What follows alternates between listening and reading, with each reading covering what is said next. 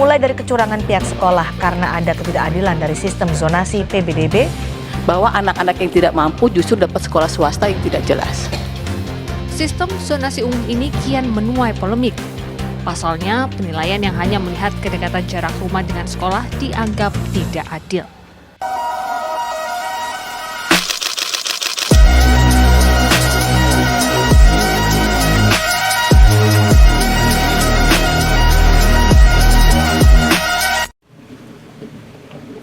Hai, selamat pagi semuanya. Perkenalkan, aku Felisa. Dan aku Lula. Di sini kita akan membahas topik yang sangat penting nih, yaitu hak warga negara untuk mendapatkan pendidikan yang layak. Sebagai masyarakat yang peduli terhadap pendidikan, kita perlu memahami betapa pentingnya memberikan akses pendidikan yang merata dan adil bagi semua tanpa terkecuali.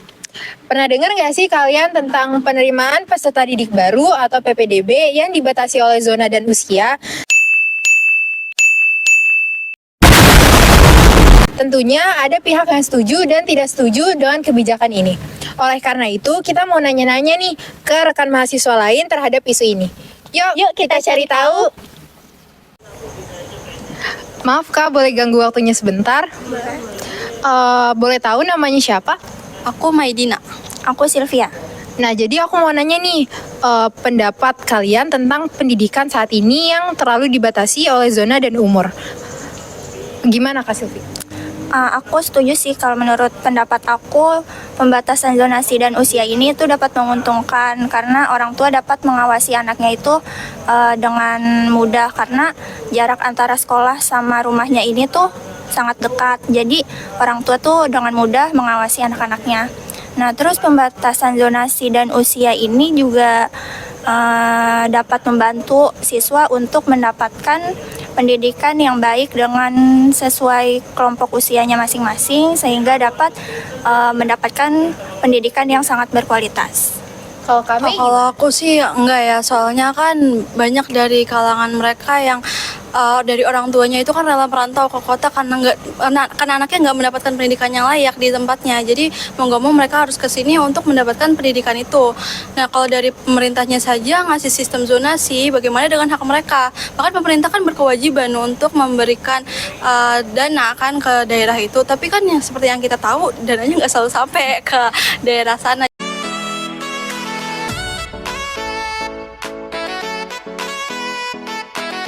Jadi mau nggak mau mereka harus ke sini untuk mendapatkan sesuatu yang nggak bisa mereka dapatkan di daerah asalnya. Kalau untuk usia sih ya kita kan nggak tahu ya orang tua, kenapa orang tua itu nggak melanjutkan pendidikan anaknya. Mungkin karena ada keterbatasan biaya atau mungkin karena keterbatasan zonasi tadi. Jadi seharusnya sih nggak perlu ya untuk pembatasan usia itu sendiri gitu. Makasih ya Kak. Iya. Jadi itu pendapat mereka berdua. Ayo kita dengar pendapat dari yang lainnya. Oke, selanjutnya kita akan membahas hal ini ke rekan mahasiswa lainnya. Misika, maaf boleh mengganggu waktunya sebentar? Boleh. Sebelumnya maaf dengan siapa ya? Aku Hafi. Aku Zahra. Oke, aku mau nanya nih, pendapat kalian tentang pendidikan yang dibatasi zonasi dan umur, menurut kalian itu tanggapan hal tersebut apa ya? Kalau aku sih setuju ya, karena pembatasan zona ini sebenarnya punya banyak keunggulan. Di antaranya itu lembaga pendidikan dan pemerintahan bisa mengatur distribusi pendidikan secara lebih merata dari berbagai wilayah dan juga dapat mengurangi perbedaan antara pendidikan yang kualitasnya tinggi dan pendidikan yang kualitasnya rendah. Jadi siswa dengan berbagai latar belakang baik ekonomi maupun sosialnya itu bisa mendapatkan akses pendidikan secara lebih adil. Dan untuk pembatasan secara usia ini aku juga setuju karena punya beberapa keunggulan juga. Di antaranya siswa bisa mengikuti pembelajaran yang sesuai dengan usianya dan juga dapat mengurangi perbedaan kemampuan akademik siswa yang berbeda usia. Oke, terima kasih. Bagaimana menurut Kak Zahra? Kalau aku nggak setuju sih. Kalau dari segi zonasi, pastinya setiap daerah itu kan punya sekolah favorit masing-masing kan. Nah, dengan adanya si sistem ini, jadinya tuh tadinya siswa yang berusaha untuk masuk ke sekolah itu dengan mendapatkan nilai bagus, malah jadi kayak, rumah gua nih deket, jadi gua nggak usah berusaha. Walaupun kesannya itu adil, tapi setiap sekolah ini kan punya cara pembelajaran yang beda-beda kan. Kayak bagaimana anak yang udah biasa mendapatkan nilai bagus sama bagaimana anak yang harus berjuang dulu. Nah, itu kan cara berbeda-beda. Nah, gara-gara itu tuh bisa menurunkan prestasi siswa. Kalau dari segi umur itu menurut aku ada dengan ada zonasi ini ada kesempatan buat anak-anak yang belum menempuh pendidikan itu, kayak misalnya dia SMA tapi udah umur 20 tahun nih. Nah, cara belajar anak 20 tahun sama anak 17 tahun ini kan berbeda. Nah, yang nantinya malah si anak 20 tahun ini nggak bisa mengikuti pembelajaran yang ada di sekolah itu. Jadinya dia kayak, gue beneran bisa nggak ya sekolah di sini? Kayak gitu sih, jadi aku nggak setuju. Oke, baik. Terima kasih Kak atas waktunya. Oke, teman-teman, jadi begitu ya tentang pendapat mereka berdua tentang hal terkaitnya pendidikan yang dibatasi zonasi dan umur.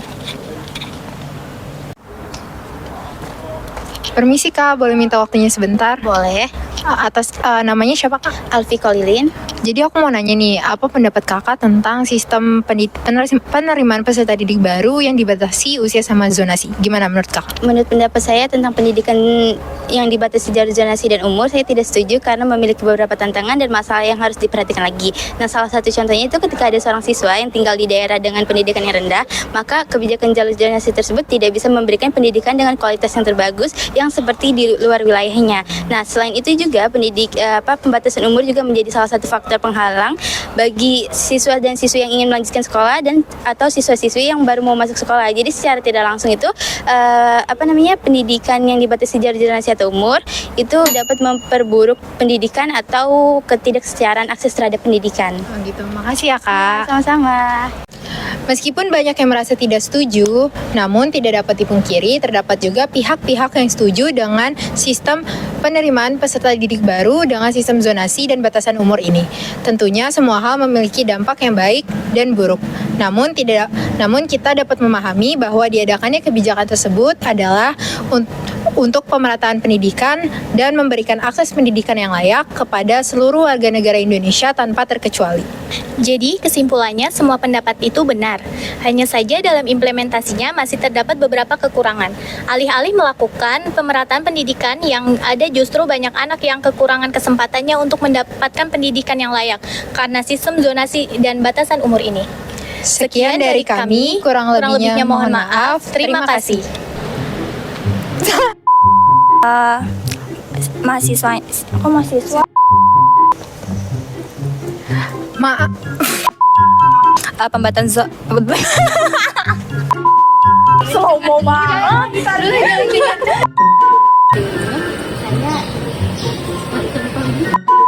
Maaf, terima kasih. Ya, apa spontan jadi nggak apa-apa. Maaf mengganggu waktunya. Maaf boleh.